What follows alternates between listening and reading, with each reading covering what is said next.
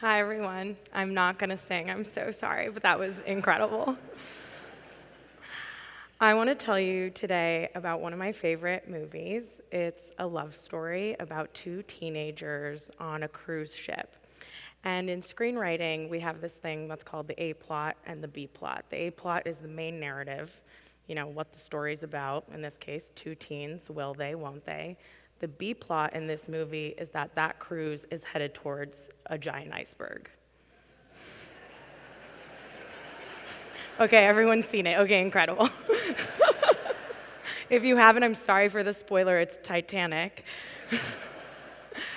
So what's so interesting to me about Titanic is that it's named after its B plot. It's really a love story, but the B plot tells us about who these characters are. B plots always tell us more about characters. What do you do in these difficult situations when things don't go to plan? So in case you didn't want to do a cinema studies class this morning, I'll just tell you a personal story to show this. So when I was in Carolina, I was obsessed with the Mongolian Empire. I was a PWAD, poli-sci double major. I was obsessed with Genghis Khan, the whole thing. Is that niche? Okay. Luckily, there was another person who was also obsessed with this. It was my best friend, Graham Palmer, who's also a fellow scholar.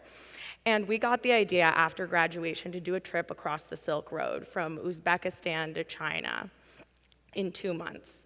And it was one of those things when we were kind of joking about it, but then we both realized we were both really serious about it. So we went. So after graduation, we started in Uzbekistan, and this particular anecdote takes place in Kyrgyzstan in the middle of our trip. We're on day 1 in Kyrgyzstan, and we decide to do this horse trek over multiple days. And we're on these Kyrgyz ponies, and they're smaller than regular horses. They're furry. We studied about them in class. They're incredible. We're so excited.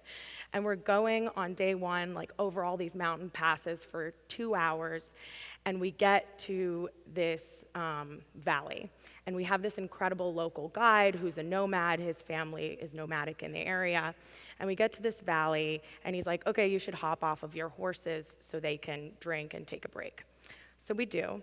And as soon as we hop off, the weather just turns on a dime, and it starts to hail on us.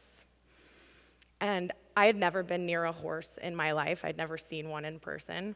And they don't like hail, okay? So our guide's horse just takes off at breakneck pace back over the pass we just came from, and he's gone in 20 seconds. And that would be not great anyway, but that horse has all of our stuff on it.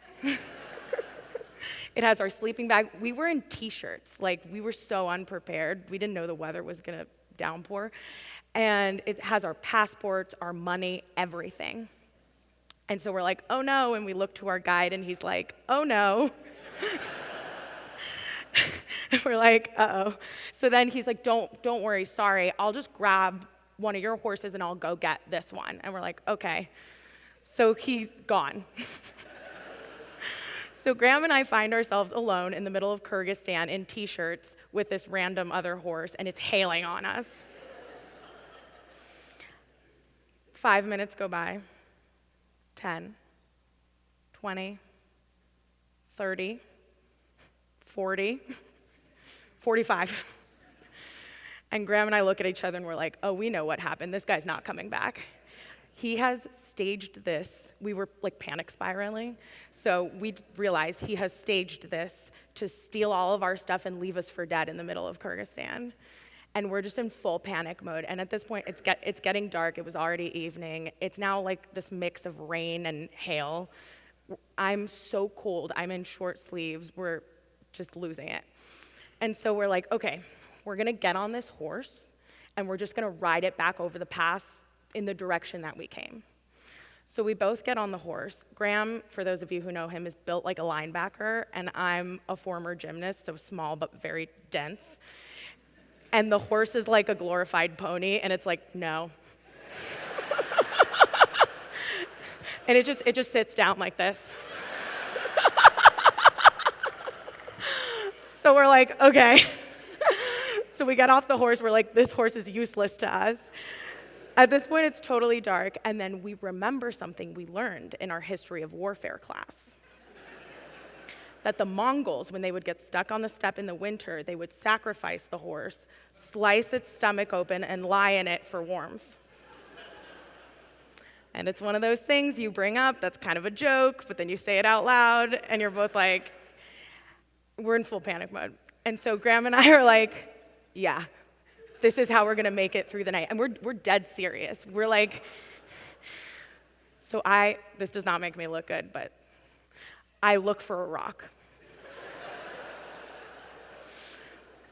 I find a rock. I pick up the rock, I show the rock to Graham. Graham says, yeah, that'll work. And then we hear a sound. And we look, and it's right out of a movie. Our guide comes back. It's now fully dark with flashlights, the 2 horses, he's back. And we're like, oh.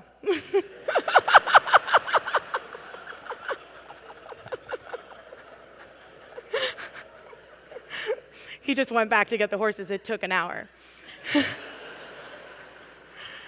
So speaking of A plots and B plots, right? B plots tell you a lot about who your characters are when things don't go to plan.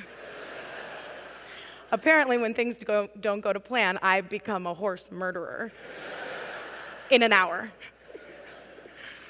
So I thought about that. That was something I didn't like about myself. I thought I was always like calm, cool, and collected under pressure, see the best in everybody, and that's not what I did at all.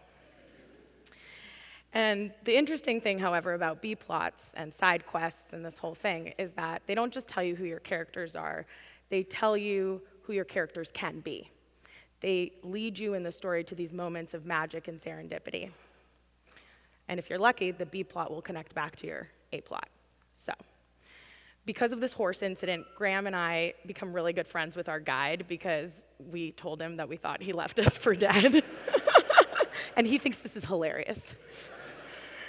So I become friends with him I stay in touch with him over a couple of years, and I end up going back and forth to Kyrgyzstan a couple times, and he ends up introducing me to my documentary subject, a subject of a documentary that I then go back and make in Kyrgyzstan with National Geographic.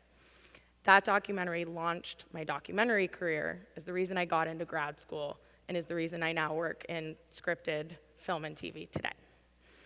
So it's really all because of this horse, honestly.